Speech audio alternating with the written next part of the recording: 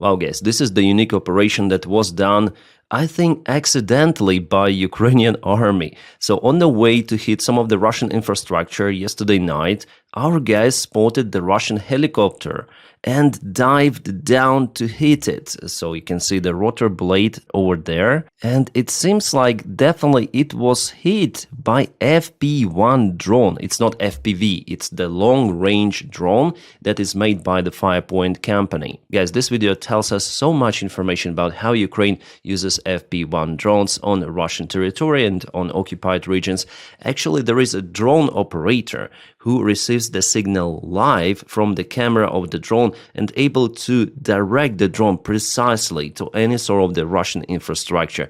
That's why FP1 drones are so damn effective. And they're also kind of fast, or maybe Russian helicopter was very slow here, so the drone was capable to chase it to the back and hit. Now about the type of this helicopter. At first it was reported as Mi-8, but it's not Mi-8, it's Mi-28 Milev aircraft, a Russian attack helicopter. Yeah, maybe person responsible to identify the enemy aircraft is not really that competent in how they look, so they put Mi-8 on this video editing, but it's attack helicopter. You may see it on the engines, and the empennage clearly shows that it's Mi-28. That's the Mi-28 helicopter, just for you to understand. It is also called as a Russian Apache. Well, Apache is way more capable than this one and also way lighter, but still arguably it's the best attack Russian helicopter which they have. Well, they also have K-52, but this one,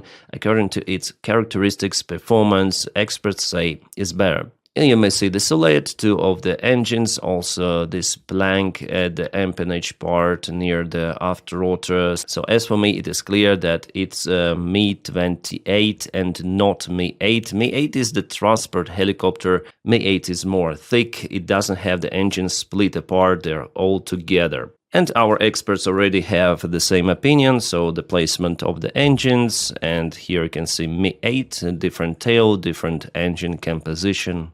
Nice, nice. Well, definitely something unique. Still, I believe that this operation was conducted by chance. Our drone operators were just lucky to spot the Russian helicopter on the way. However, we see that those kind of the strikes even could be planned on the Russian airfield, on Russian aircraft in the air. It's outstanding, yes. And this video was just released. You see FP1 drone is flying to hit Russian helicopter. Actually, in this case, 2 of the FP1 drones spotted helicopter and hopefully chased it.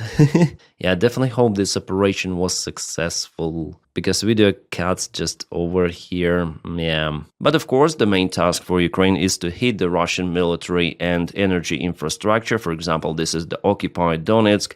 As the locals reported, there was some sort of the military storage that was definitely warmed up this cold autumn night. More blurred images, they hesitate to show us more details, but at first it was the small fire, and later on it became big somehow. And what we have here, guys, is Saratov refinery. This was filmed from Engels' perspective. Engels is the Russian military base, and you may see how many of the fuel or oil tanks are out there. I think after all, fuel tanks, those could be storages for the local refinery facilities or for the airfield itself, and one of the tanks at least got kaboomed. Star Wars. But it seems like it doesn't help that much. Real action, yeah. Stop, stop, they say. Usual day in Russia, yeah. Special military operation goes according to plan. Absolutely.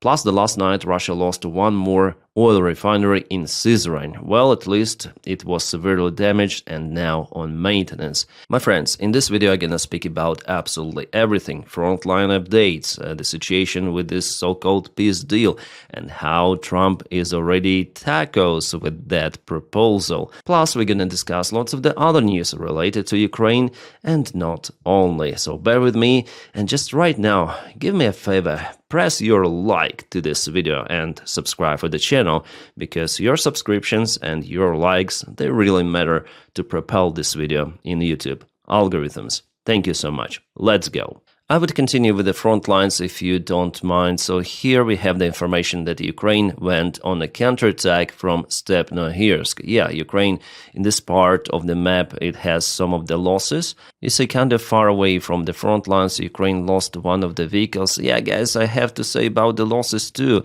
On this channel, I say the situation as it is. You see, Ukraine also has those kind of the protections for the vehicles, hunger type, but it's the reality of the war. This was the Cossack MRAP, Ukrainian-made vehicle, and luckily, you see, the door is open, crew left the vehicle because it just bogged down in a mud. It's a very nasty weather that leads to this kind of the dirt on the front line, and Russians just finished off the vehicle, but it was not stopped by the Russian drone. Yeah. That's why right now BMPs, they matter a lot, because those kind of the vehicles with the wheels, they just stack in the mud, especially with this cage, you know, it just adds extra weight and you can stack with it easily because it's lowering the clearance of the vehicle. So if it wasn't the cage, this vehicle could be okay. But of course with the cage it's way better because it's the physical drone protection. And you know what, sometimes Ukrainians may even finish their own vehicles like that if they're stuck in the gray zone. Well, it wasn't the gray zone in this specific case, that's why it was finished by Russians. Well, nevertheless, there is now an attempt of Ukrainian army to counterattack towards Plavny. Let's zoom out a little, I'm gonna draw you some of the arrows here. So it's something like that. Ukraine tries to cut Russian forces, Russian supplies, and this road. The roads now are very crucial. You saw, yeah, mud, dirt everywhere. That's why the paved roads are matter, and who controls them actually has initiative. I'm not saying about the general advantage initiative from all of the front lines. It is understandable that since Russia has more resources, they have this initiative. But I'm speaking about those specific spots, patches, regions. For example, here, I don't believe that Russia, after all, has this huge advantage. But it is understandable that they are moving their forces towards this Dachi area. For them, it is convenient to hide in those buildings or ruined buildings.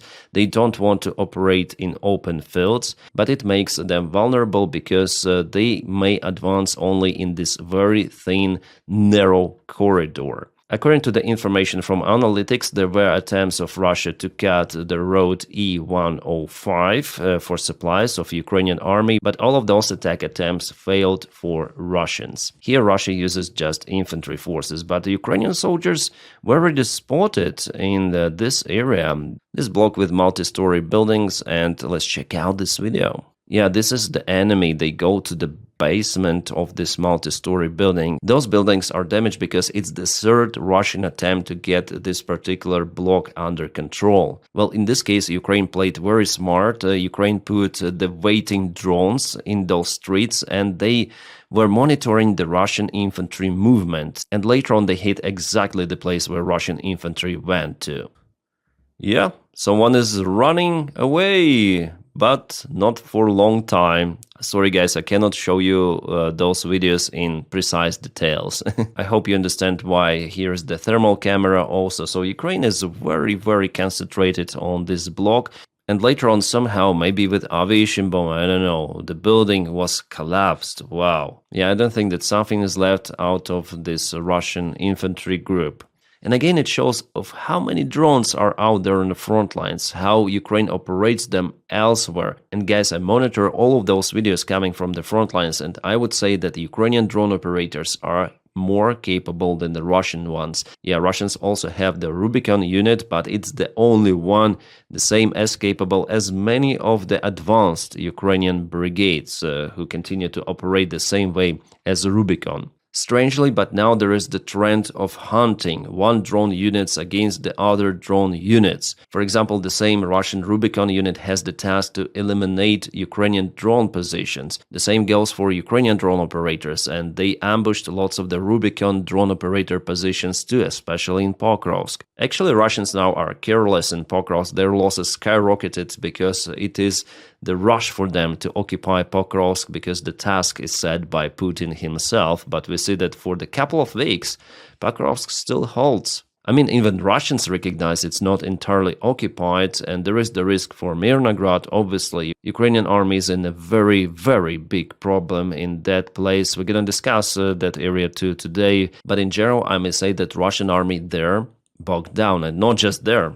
in many of the spots of the front lines. So yeah, the soldiers on the front lines, they say that infantry losses on positions, like in the trenches at the zero line, are now lowering compared to the losses behind the front lines. It is happening for both armies, Ukrainian and Russian ones. The trend started from the beginning of this year, 2025, now it accelerates. It also tells that the gray zone kill area basically expands. It also means that the infantry which is fighting in the trenches will play less role in some years, And what we have is this block. So Russians tried to occupy this southeastern area of the block. They didn't go to the school, but they were annihilated. I hope I spelled this word correctly. Also, they went to the northern area, but not successfully, I would say. Maybe there is the presence of the Russian infantry, but they cannot use it as their bridgehead for the further advancement. And let's continue with Zaporizhia direction. If you want to break the native English speaker tongue, tell them to pronounce Zaporizhia. It is almost an unachievable task. Well,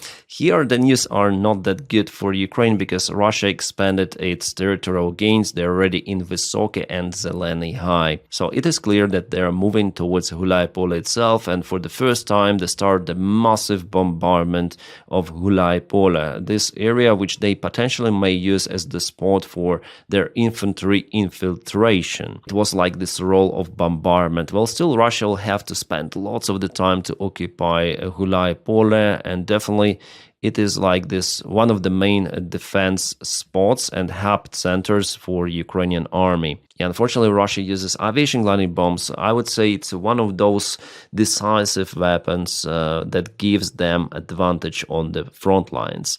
Maybe together with Lancet drones, but Lancet drones, it is possible to intercept those somehow. As for the gliding bombs, there are no robust tools to deal with them yet. So yeah, unfortunately, it's just a matter of time that Russians will get at least to the northeastern side of Gulaipole. The deep state military map also confirms the Russian movement towards Gulaipole, so Zeleny High, Chervona were almost occupied for the last maybe couple of days, and the gray area expanded. Well, here Gulaipole could be attacked from multiple of the directions. Since Russians already crossed the river in Marfopol, they may go also from this side. But we'll see. I think Ukraine will defend Gulaipole for extensive period of time. That's basically the strategy of Ukraine to exchange the territory for time, which is crucial for Ukraine.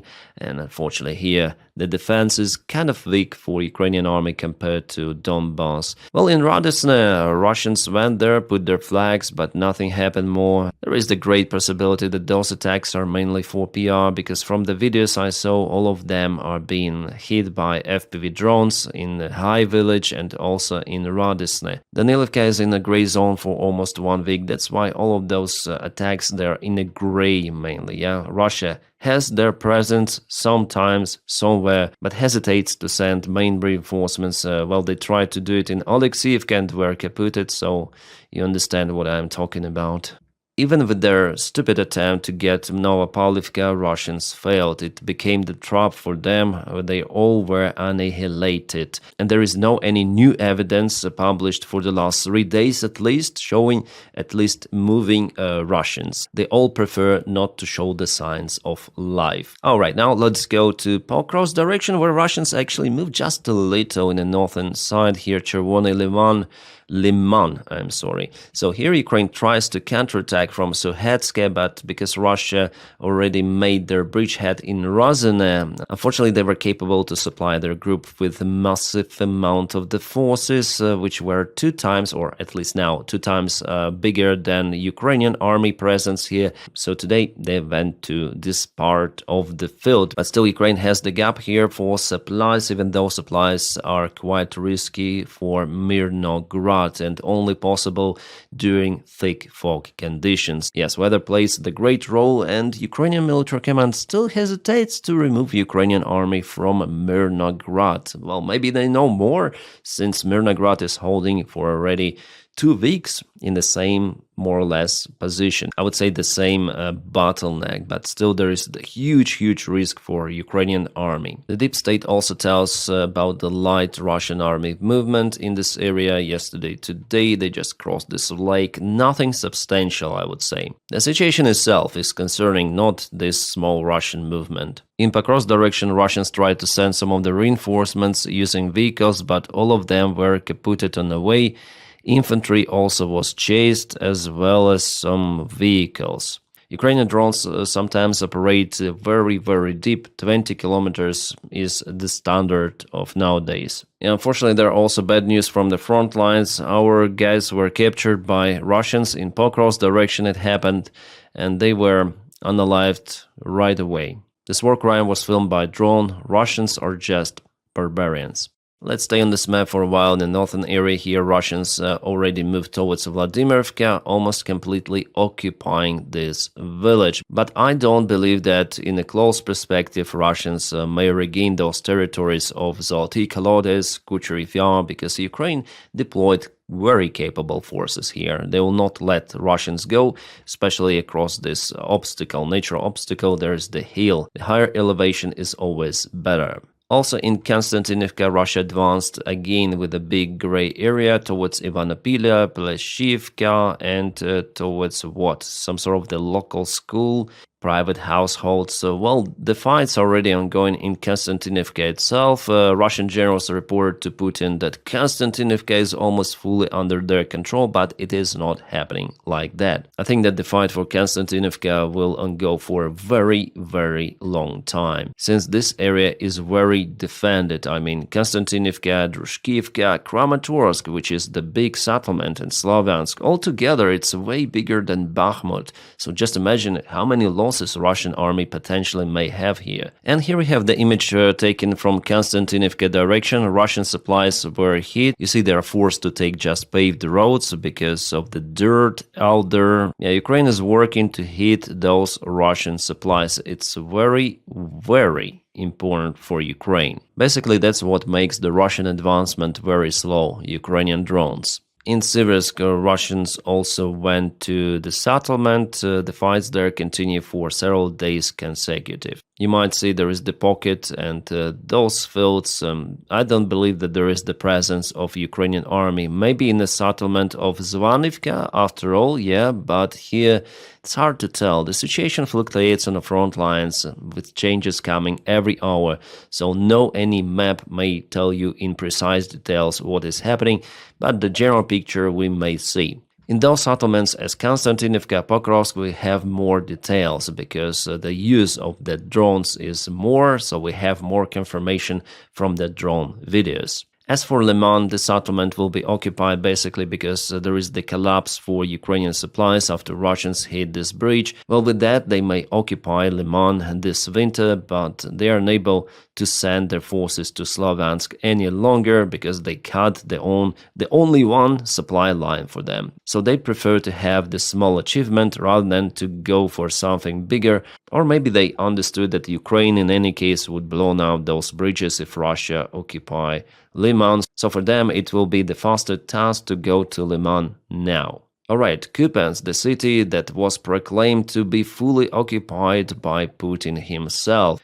To somehow confirm Putin's words, Russians start to put their flags. They sent some of the kamikaze soldiers to the left bank of the river, but it was just a flag operation and the Ukrainian army is now dealing with everything of that, and still the vast part of the city is in a gray area. Only the red area has been confirmed under the Russian full control. The rest are just the flag operations of Russians. There is the presence also of the Ukrainian army, the presence of the Russian army. The fight for the city is ongoing. Yes, it is understandable that Ukraine will lose it after all, but Russians will have to waste their resources. They're unable to concentrate their army in one task. For example, to send everyone to Pokrovsk. No, Russia is attacking in Kupiansk, in Zaporizhia, Pokrovsk, Konstantinivka. They spread their resources.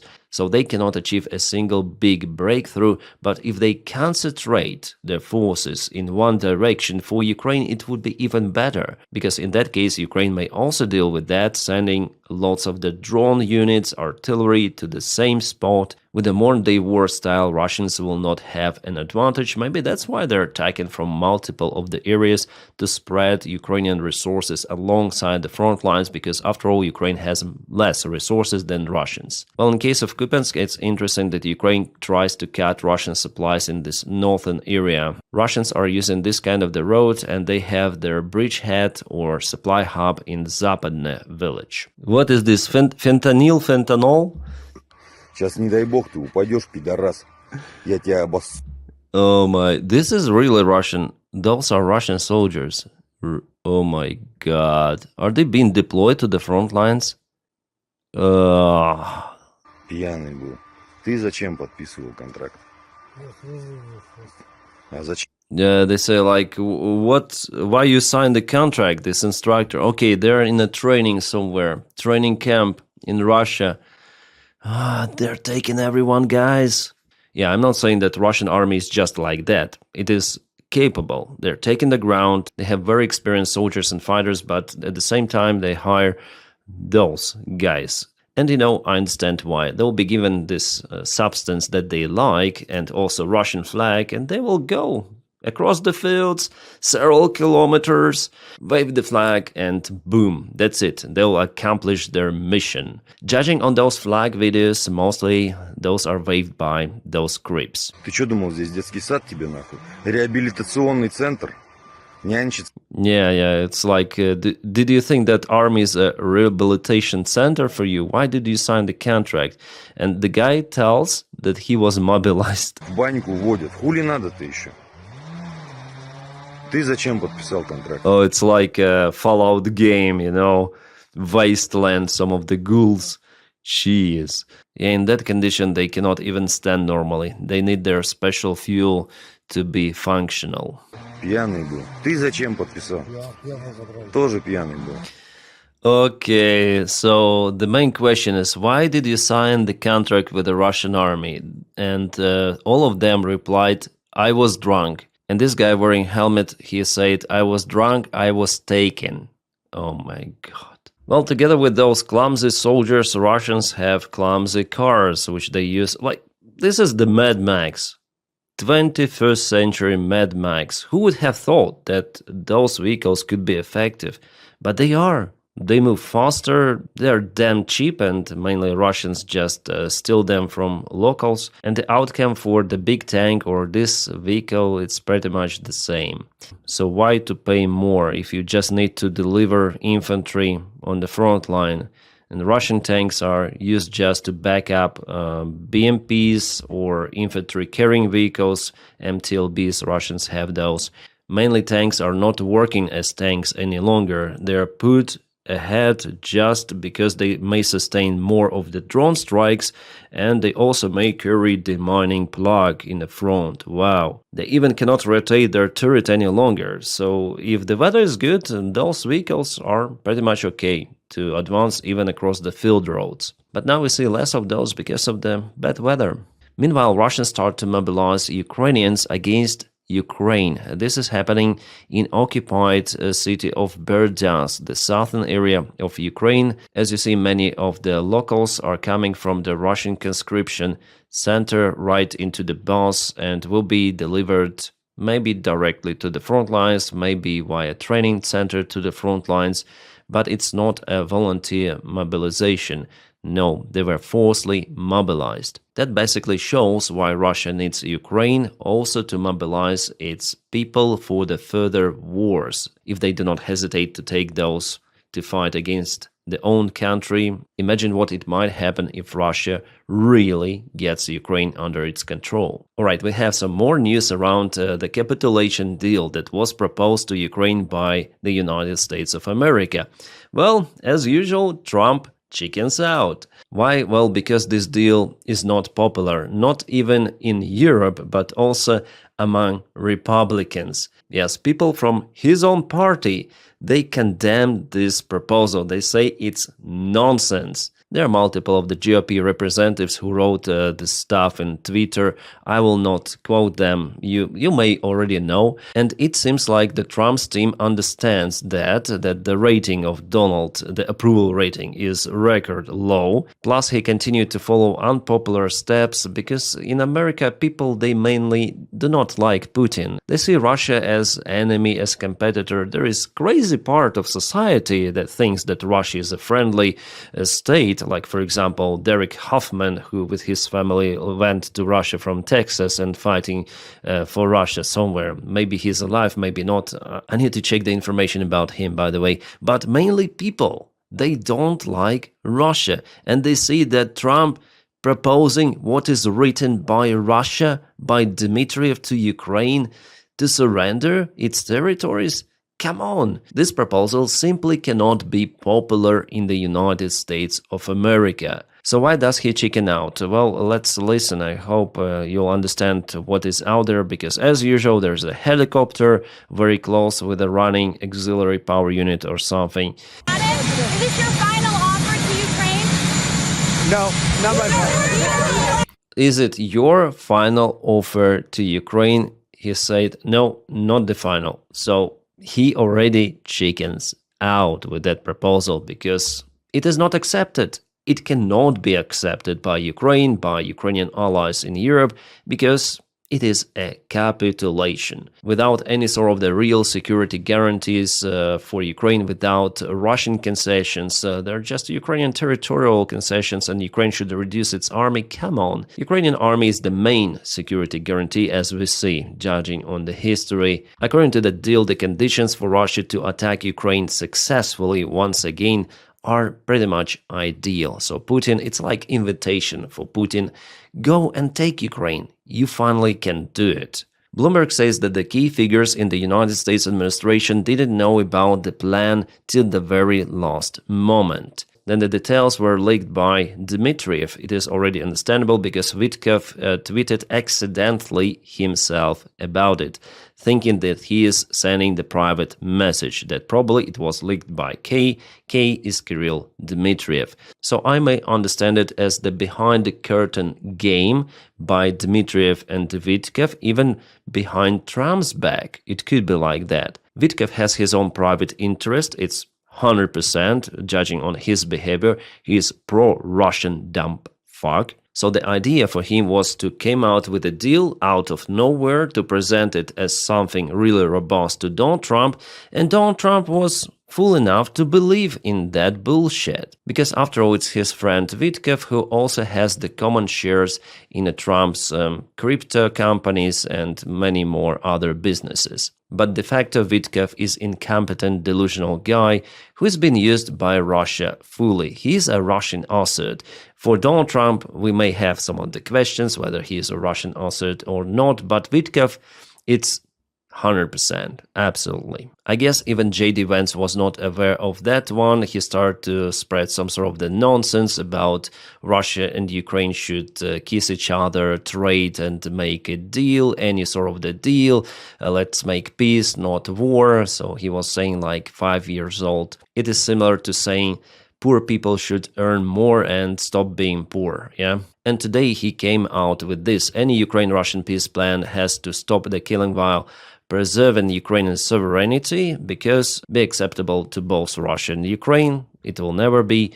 Maximize the chances the war doesn't restart. Yes, but the deal currently presented maximizes those chances for restart exponentially. Every criticism of the peace framework and administration is working on either misunderstands the framework or misstates some critical reality on the ground. There is a fantasy that if we just give more money, more weapons or more sanctions, victory is at hand. Peace won't be made by failed diplomats or politicians living in fantasy land. It might be made by smart people living in the real world. And what was proposed is totally definitely not from the real world. What is interesting here that administration, it seems like, still working on something. So from one hand we have Donald Trump who says, oh, Ukraine should get the deal done, sign the deal till Tuesday, because he believed in that with his full heart, because it was presented by Witkev, his close friend. But then it backfired. They say, oh, maybe we should work on that. Maybe it's some sort of the someone misunderstand the framework or what is happening. Well, peace, peace, peace, kiss, kiss, kiss, something like that. Yeah, from J.D. Vance we heard those kind of the stories.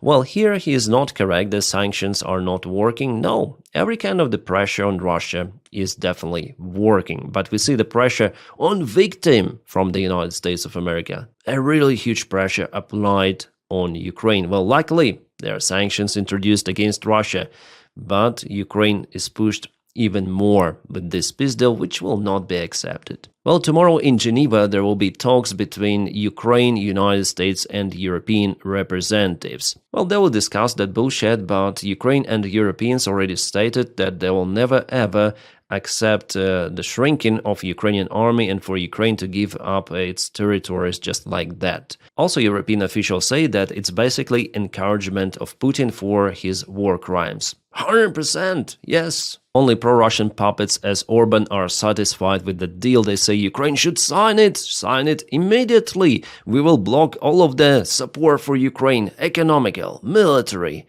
Well, this Jabba Hutt may block everything it wants because, and will not see this ugly face any longer because in a few months he will lose elections in Hungary. Oh boy, she is leaving us, guys. Major Taylor Green, why? Just why? It was so fun with you. Yeah, she says that she resigns on 5th of January and will not run for elections once again.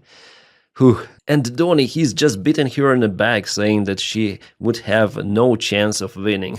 You know, reading Donald Trump, I understand that he's completely out of his mind. He has not dementia, but maybe some other disease, or maybe dementia with something. I understand he's not typing the text directly, but he's telling to some sort of the secretary to fill this. They type all of that from his own words. So how in the same freaking message, the same message, he calls her a traitor with the plummeting polls numbers. Marjorie cooperated with the worst Republicans. Marjorie went bad, but at the same time, I appreciate Marjorie and thank her for her service to our country. How? How is it possible? Traitor?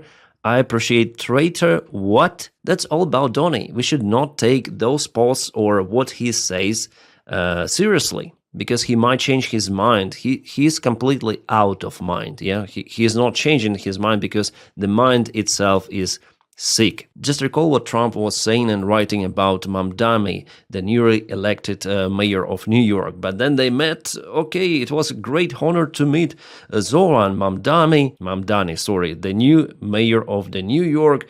They were laughing, they were cheerful, satisfied. That's all about Donald Trump. That's the same with this so-called peace deal. Zelensky doesn't have cards, Ukraine is losing the ground. Then just 1 month ago, Ukraine was not losing the ground that much and Russia is unsuccessful on the front lines and Ukraine is capable to liberate its lands back. It's clinic, guys. You cannot explain Trump's behavior other than to put some sort of the diagnosis here. Well, I'm not the doctor after all, but I'm reviewing Trump so long that maybe I may become the one. But I'm sure that the real doctors, they understand that the roof went completely off a long time ago. So judging on that, what we know about Donny, the peace deal is nothing burger and we'll forget about it in 1 month maximum, maybe 2 weeks. 2 weeks, Donald Trump, and Donny may change his behavior to totally opposite. Yeah, it's Donny, all about Donny. Wow, Ukraine has received those KNX air defense systems from Rheinmetall, Germany. 4 of them were delivered to Ukraine. They are very effective. Our guys are very satisfied. They could be used to shut down Russian Shaheds and not only.